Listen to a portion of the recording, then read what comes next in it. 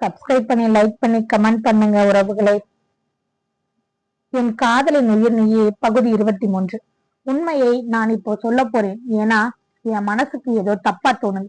என்னங்க, என்ன பேசுறீங்க நீங்க என்றார் விமனா. நந்தினியோட அம்மா எவ்வளவு பெரிய பணக்கார குடும்பம் தெரியுமா? நந்தினி சரவெடி பட்டாசு போல் பேசிவிட்டு நந்தனையும் விட்டு வைக்காமல் அவனையும் கேள்விக்கு மேல் கேள்வி கேட்க, அவள் நந்தனிடமே இவ்வளவு தைரியமாக பேசவும் அங்கு வீட்டில் வேலை செய்பவர்களும் குடும்பத்தினரும் அப்படியே உறைந்து நின்று விட்டனர். நந்தனோ நந்தினி இப்படியெல்லாம் பேசுவாளா என்பது போல் அவளையே பார்த்து கொண்டிருந்தான். நந்தினி அமைதியாக இருக்க கஜலட்சுமி நந்தினியை அடிக்க கை ஓங்கினார். அதை கவனித்து விட்டான் நந்தன். அம்மா, எதுக்கு இப்போ அவள் அடிக்க கை ஓங்குறீங்க? பின் என்னடா, உன்னை பார்த்தா நாங்களே பேசி நடுங்குவோம். அது உன் மேல உள்ள பயத்துல இல்ல, உன் மேல உள்ள மரியாதையில. இவ என்னடான்னா உன்னை நிக்க வச்சு கேள்விக்கு மேல கேள்வியா கேட்டுட்டே இருக்கா. நீயும் ஏதோ மகுடிக்கு மயங்கின பாம்பு மாதிரி அவளையே பார்த்துட்டு அமைதியா இருக்க என்று எகிரினாள். அம்மா, அவ என்னதானே கேள்வி கேட்டா, நான் அவளுக்கு பதில் சொல்லுவேன். அவ என் பொண்டாட்டி, அவளுக்கு என்ன கேள்வி கேட்கிற எல்லா உரிமையும் இருக்கு என்றவன், நந்தினி, நேத்து நாம முருகன் சிலையும் அப்புறம் அந்த பூஜை அலமாரி இதெல்லாம் வாங்கணுமே, அதையெல்லாம் செட் பண்ண ஆள் வர சொல்லியிருக்க. அதுவும் இல்லாம இதுவும் என்று அவன் கையில் இருந்த பூக்கவரை காண்பிக்க, அவ்வளவு நேரம் கோபத்தில் இருந்த நந்தினி சாந்தமான முகத்திற்கு மாறினாள். ஏய், சாமிக்கு மட்டும் பூ இல்ல, உனக்கும் வாங்கிட்டு வந்திருக்க. சரி வா, உள்ள போலாம் என்று அவன் அந்த இடத்தில் நடந்த கலவரம் மறந்து அவளை அழைத்து செல்ல போக, வந்தனாவிற்கு மீண்டும் கோபம் தலைக்கு ஏறியது. மாமா, அவ என்னை எத்தனை அடி அடிச்சா, நீங்க அத பத்தி எதுவுமே கேட்காம, ஏன் இங்க அப்படி ஒரு விஷயம் நடக்காத மாதிரி இந்த வேலைக்காரிக்கு பதில் சொல்லிட்டு அப்படியே உள்ள கூட்டிட்டு போறீங்க? வந்தனா பேசியதில் அதுவரை தனக்குள் வந்த கோபத்தை கட்டுப்படுத்தி வைத்திருந்தவன் பொறுமை இழந்து வந்தனாவின் கன்னத்தில் அவன் பங்கிற்கு 2 அறைகளை கொடுத்தான். அவ்வளவுதான், அவளுக்கு மயக்கமே வந்துவிட்டது. தட்டு தடுமாறி கீழே விழப்போனவளை கஜலட்சுமி தாங்கி பிடித்தாள். ஏண்டா, நீயும் அந்த வேலைக்காரியும் சேர்ந்து என் மருமகளை இப்படி கொடுமைப்படுத்துறீங்க? உங்களுக்கு இதெல்லாம் நல்லதுக்கு இல்ல. அம்மா, இன்னொரு முறை என் பொண்டாட்டிய வேலைக்காரின்னு சொன்னீங்க, இனி இந்த வீட்டுல யாரும் இருக்க மாட்டீங்க. என்னடா, எங்களை மிரட்டுறியா? ஆமா, நீங்க 2 பேரும் எதுக்கு ரூம் வாசல்ல வந்து கத்திட்டு இருக்கீங்க? என்ன விஷயம், முதல்ல அதை சொல்லுங்க என்றான். அது அது என்று கஜலட்சுமி தடுமாற, எனக்கு தெரியும், நந்தினி சமைக்கிற சாப்பாடு ரொம்ப பிடிச்சு போச்சோ என்றான் நக்கலாக. அவன் அப்படி சொன்னதும் நந்தினிக்கு அதிர்ச்சியா இருந்தது. என்ன நந்தினி, அதிர்ச்சி ஆயிட்ட? நீ எனக்கு சமைச்ச சாம்பார் அன்றைக்கு ரூம்ல எவ்வளவு மனம் வந்ததுன்னு உனக்கு தெரியுமா? அதே மனம் அடுத்த நாள் நம்ம வீட்டுக்குள்ள மதியம் நான் வரும்போது வாசம் வாசல் வரைக்கும் வந்துச்சு. அதுவும் கீழே உள்ள கிச்சன்ல இருந்து வந்துச்சு. சரி, ஏதோ ஒரு நாள் என்று அமைதியாக கண்டு கொள்ளாமல் வந்து விட்டேன். ஆனால் அது தினமும் தொடரக்கூடாது என்று மனதுக்குள் அப்போதே முடிவு செய்து விட்டேன். அதுவும் இல்லாமல் அவர்கள் அனைவரும் உன்னை என்னவெல்லாம் பேசினார்கள் என்று எனக்கு தெரியும். அதனால்தான் உன்னை யாருக்கும் வேலை செய்யக்கூடாதுன்னு சொன்னேன். நீங்க எப்படியும் நான் இங்கிருந்து வெளியே போன பிறகு அவளை வந்து தொந்தரவு பண்ணுவீங்கன்னு எனக்கு தெரியும். அதனால்தான் நான் டோரை பூட்டிட்டு சாவிய எடுத்துட்டு போயிட்டேன் என்று சொன்னான். அவ்வளவுதான். கஜலட்சுமி நந்தினியை பார்த்து முறைத்தாள். ஏமா நீங்க அவளை பார்த்து முறைக்கிறீங்க? உங்களுக்கு அவதான் என்கிட்ட சொல்லிருப்பான்னு டவுட் தானே? அதான். ஆனா அது இல்ல, அவ என்கிட்ட சொல்லவும் இல்ல, சொல்லவும் மாட்டா. அப்புறம் உங்க சின்ன மருமக பேசினது எதுவும் சரியான வார்த்தை இல்ல. அவ பேசின பேச்சுக்கு அவளை நானே 4 அறை விடணும்னு நினைச்சேன். அதுக்கு அவசியமே இல்லாம என் பொண்டாட்டி அவளுக்கு என்ன தேவையானதோ கொடுத்துட்டா. இன்னும் ஏதாவது விளக்கம் வேணுமா என்றவனை பார்த்து முறைத்தார் கஜலட்சுமி.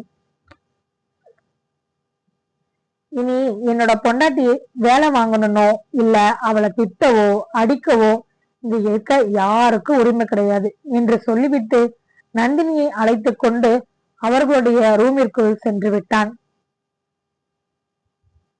அங்கிருந்த எல்லோரும் அவன் பேசியதை கேட்டு வீட்டில் நடக்கும் அத்தனை விஷயமும் இவருக்கு எப்படி தெரியும் என்று பேசிக்கொண்டார்கள்.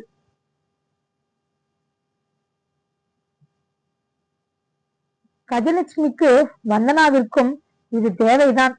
அந்த பொண்ணு எவ்வளவு நல்ல பொண்ணு, அதை அடிச்சு அவ்வளவு அவசல் பேசினார்கள். இந்த பொண்ணு எவ்வளவுதான் பொறுத்து போகும் என்று தங்களுக்குள்ளேயே பேசிக்கொண்டனர். கஜலட்சுமி வந்தனாவை கைத்தாங்களாக அழைத்து வந்து அங்கிருந்த சோஃபாவில் படுக்க வைத்தவர் அருகில் இருந்த டீப்பாயில் கிளாஸில் இருந்த தண்ணீரை எடுத்து வந்தனாவின் முகத்தில் தெளித்தார். வந்தனா கண்ணை கசக்கிக் கொண்டு மெல்ல கண் விழித்தாள். பாண்டியன் ஆகாஷை அழைத்தார். அவனும் சிலையாக நிற்க, டேய் ஆகாஷ் என்று தோளை தட்ட அப்போதுதான் சுய நினைவிற்கே வந்தான். வந்தவன் அமைதியாக வந்தனாவை பார்த்தான். ஆகாஷ் இப்படி வந்தனாவை அமைதியுடன் பார்ப்பதை பார்த்த கஜலட்சுமிக்கு கோபம் வந்தது. என்னடா புருஷன் நீ, உன் அண்ணனும் அந்த வேலைக்காரியும் சேர்ந்து உன் பொண்டாட்டிய அந்த அடி அடிக்கிறாங்க, நீ என்னவோ சிலை போல அமைதியா நிக்கிற, என்ன ஏதுன்னு கூட கேட்க மாட்ற. உன் அண்ணன் என்னடான்னா பொண்டாட்டிய தாங்கு தாங்குன்னு தாங்குகிறான், நீ என்னடான்னா இப்படி இருக்க. ரெண்டு பேரும் என் வயிற்றுல தாண்டா பிறந்தீங்க, ஏன் இப்படி இருக்கீங்க என்று சொன்னாள்.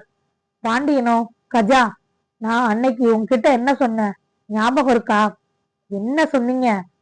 நந்தன் நீ செஞ்ச துரோகத்தை மறக்கல, அவன் பொண்டாட்டிட்ட சொல்லி வச்சிருக்கான், ஆனா முழுசா எதையும் சொல்லல. அதனாலதான் அந்த பொண்ணு உன்னை மதிக்காம உன்னையே மிரட்டுறா. நீ இனிமே கொஞ்சம் ஜாக்கிரதையா இருக்கணும், இல்லைன்னா நம்ம எல்லாரும் நடுத்தருல தான் நிக்கணும். நம்ம ஒரு பட்டாம்பூச்சிய புடிச்சு வச்சிருக்கோம், அத புடிச்சதுல தப்பு இல்ல, எப்படி பிடிக்கணும்னு தெரியாம பிடிச்சிருக்கோம். அதை எப்போதும் விடுவது போல லேசா விடு, அழுத்தி பிடிச்ச நமக்கு தான் ஆபத்து. கொஞ்ச நாள் எல்லாரும் அமைதியா இருங்க, பிறகு அவங்க ரெண்டு பேரையும் நாமளே பிரிச்சு விட்டுறலாம்.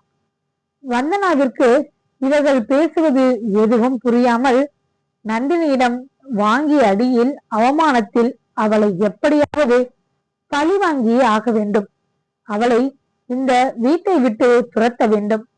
என்னை அவள் அடித்ததற்கு அவள் என் காலில் விழுந்து கதற வேண்டும். அவள் இங்கே வாழும் ஒவ்வொரு நாளும் அவளுக்கு நரகமாக இருக்க வேண்டும்.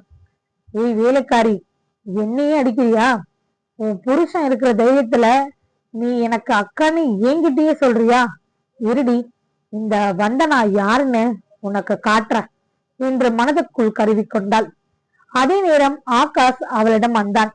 வந்தவன், வந்தனா நான் உன்கிட்ட முன்னாடியே சொல்லியிருக்கேன், என் அண்ணன் விஷயத்துல தலையிடாத, ஏன்னா அவனோட கோபத்தை நீ இன்னும் முழுசா பார்க்கல. அவனுக்கு அவனோட பொருள் மேல யாராவது கண் வைத்தாலே அவர்களை இல்லாமல் செய்து விடுவான். ஒரு பொருளுக்கு இப்படின்னா நீ அவனோட ஒய்ஃப டார்கெட் பண்றது பார்த்துட்டு அவன் சும்மா இருப்பானா? இனியாவது உன் வேலை என்னவோ அதை மட்டும் பார்த்துட்டு அமைதியா இரு, சரியா? அப்புறம் என் அண்ணன் கிட்ட ஸ்ட்ரைட்டா பேசுற வேலை எல்லாம் வச்சுக்காத, அவனுக்கு பிடிக்காது என்றவன் ஆபீஸ்க்கு கிளம்பி சென்றான். வந்தனா ஆகாஷ் சமாதானம் செய்ய வருவான். அப்போது அவனை 4 கேள்விகள் கேட்க வேண்டும் என்று நினைத்திருந்தாள். ஆனால் அவனோ அவள் அடி வாங்கி அவமானப்பட்டதை கூட என்னவென்று கேட்காமல் தன் அண்ணனை பற்றி என்னிடம் சொல்லிவிட்டு போகிறான் என்றவள் கோபமாக இழந்து அவர்களுடைய அறைக்குள் சென்று கதவை சாத்திக் கொண்டாள். ஐயோ வந்தனா, நீ ஏம்மா இவ்வளவு கோபமா போற? மயங்கி விழுந்திருக்க, கொஞ்சமாவது கீழே வந்து சாப்பிடு என்றாள் கஜலட்சுமி. அவள் பேசியது எதுவும் வந்தனாவின் காதில் விழவில்லை. வந்தனா அறைக்குள் வந்தவள் தன் அம்மாவிற்கு கால் செய்தாள்.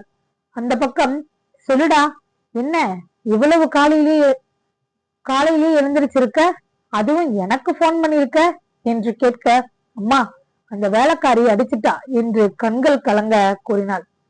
எதுக்குடி அழற? என்னாச்சு? உன்னைய வேற யாராவது ஏதாவது சொன்னார்களா? அம்மா, நான் சொல்றது உனக்கு கேக்குதா? என்ன அந்த வேலைக்காரி அடிச்சுட்டா. என்னடி சொல்ற? ஆமாமா, அவ என்ன என்று நடந்த ஒன்றை கூட விடாமல் அப்படியே சொல்ல விமலாவிற்கு அதிர்ச்சி மேல் அதிர்ச்சியாகவே இருந்தது. என்னடி நீ இப்படி சொல்ற? அந்த புள்ள பூச்சிக்கு எப்படி இவ்வளவு தைரியம் என்று கேள்வி கேட்க, எல்லாம் அவ புருஷன் அந்த நந்தன் இருக்கிற தைரியத்துலதான் இப்படி செய்கிறாள். நான் அவ அடிச்சத கூட மன்னிச்சிடுவேன். ஆனா அவ எனக்கு அக்கா என்று சொன்னா பாருங்க, அத மட்டும் என்னால மன்னிக்கவே முடியாது. அவளை பழி வாங்கி ஆக வேண்டும். சரிடி, இன்னைக்கு மதியம் நான் அங்க வரேன். அவ என்ன செய்யறான்னு நான் பாக்குறேன் என்றவள் வெங்கடேசனை தேடி அவருடைய அறைக்கு சென்றாள். வெங்கடேசன் பிசினஸ் விஷயமாக யாரிடமோ பேசிக் கொண்டிருக்க விமலா அதை மதிக்காமல், ஏங்க ஏங்க என்று கத்த வெங்கடேசன் திரும்பி பார்த்தார். என்ன என்பது போல் சைக்கிள் கேட்க, போனை வைங்க என்று கூற, ஏன், எதுக்கு, என்ன விஷயம்? எதுவா இருந்தாலும் கொஞ்சம் வெயிட் பண்ணு என்று கூறினார். அவர் சொல்வதை எல்லாம் கேட்கும் அளவிற்கு விமலாவிற்கு பொறுமை இல்லை. என்ன, உங்க பொண்ணு என்ன நினைச்சிட்டு இருக்கா? என் பொண்ணை அடிக்கிற அளவுக்கு தைரியம் யார் கொடுத்தது? ஏய், என்னடி பேசுற? உன் பொண்ணு ஏன் பொண்ணுன்னு நமக்கு இருக்கிறது ஒரு பொண்ணு தானே என்று அவர் பேச, நான் ஏன் பொண்ணுன்னு சொன்னது நம்ம 2 பேருக்கும் பிறந்த வந்தனாவ.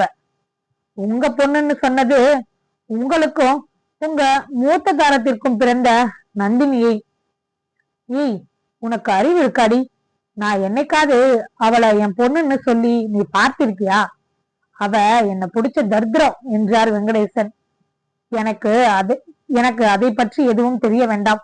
ஆனா உங்க பொண்ணு நம்ம பொண்ணை இன்னைக்கு அடிச்சுட்டா. அத பத்தி பேசதான் நான் இங்க வந்தேன். இங்க இருந்த வரைக்கும் அந்த புள்ள பூச்சிக்கு ஒண்ணுமே தெரியாம இருந்துச்சு. கொஞ்சம் வெளியே போனதும் அவளுக்கு எப்படி இப்படி ஒரு தைரியம் வந்துச்சு? நான் அவளை சும்மா விட மாட்டேன். அவளை போய் கொன்று விடுகிறேன் இன்றைக்கு என்று சொன்னதும் வெங்கடேசனுக்கு பதற்றம் தொற்றிக் கொண்டது. என்ன சொல்ற நந்தினி? வந்தனாவை அடித்தாளா என்று கேட்டாள். என்ன நடந்தது முழுசா என்கிட்ட சொல்லு என்றதும் விமலா நடந்தது எல்லாம் சொல்ல, ஒரு நிமிடம் வெங்கடேசனின் இதயம் நின்று துடித்தது. பின் யசோதாவும் அவர்களுடைய குடும்பமும் நினைவிற்கு வந்தது. வெங்கடேசனுக்கு அந்த குளிரிலும் வியர்க்கத் தொடங்கியது. என்னங்க, என்ன ஆச்சு? ஏன் இப்ப உங்களுக்கு இந்த ஏசியிலையும் வியர்க்குது என்று கேட்டாள். விமலா, குடிக்க கொஞ்சம் தண்ணி கொண்டு வா என்று அவர் சொல்ல, விமலாவும் அவருக்கு தண்ணீர் எடுத்து வந்து கொடுத்தார். வெங்கடேசன் தண்ணீரை குடித்துவிட்டு தன்னை ஆசுவாசப்படுத்திக் கொண்டவர், விமலா, உனக்கு தெரியாத ஒரு உண்மையை நான் இப்போ சொல்ல போறேன். ஏன்னா என் மனசுக்கு ஏதோ தப்பா தோணுது. என்னங்க, என்ன பேசுறீங்க நீங்க என்றால், இல்ல விமலா, நந்தினியோட அம்மா எவ்வளவு பெரிய பணக்கார குடும்பம் தெரியுமா?